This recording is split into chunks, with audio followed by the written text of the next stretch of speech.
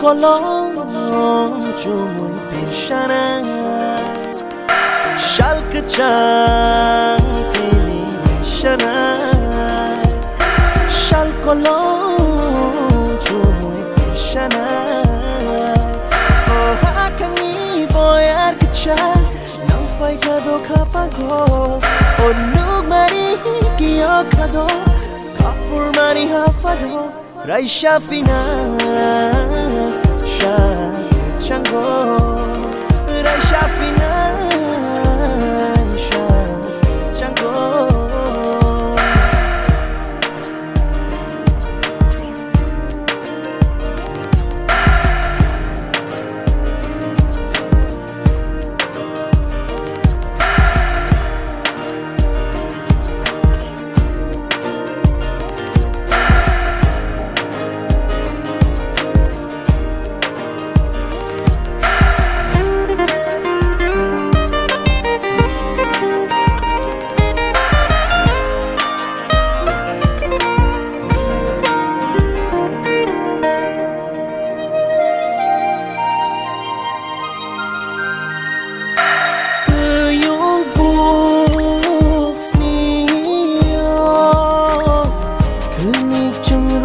chok lại na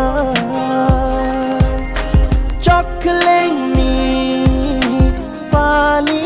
ha hum chak mong chenar shana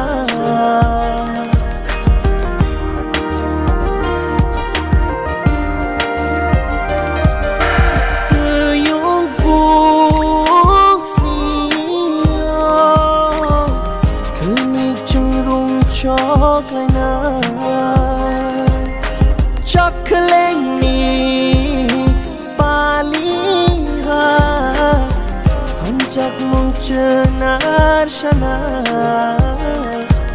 oh hakangi boyar kachai nang fai kado kapago oh nug mari kiyo kado kafur mari hafado Raisha fina chango Raisha fina chango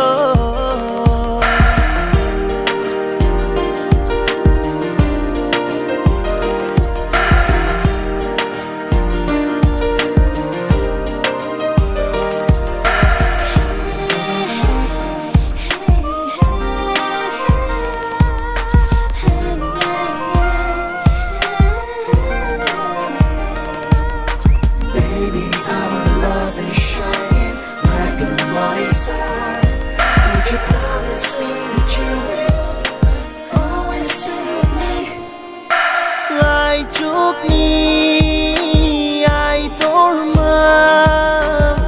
shalpanalam shogo chashmai ni atukiri no ayung bonashin togo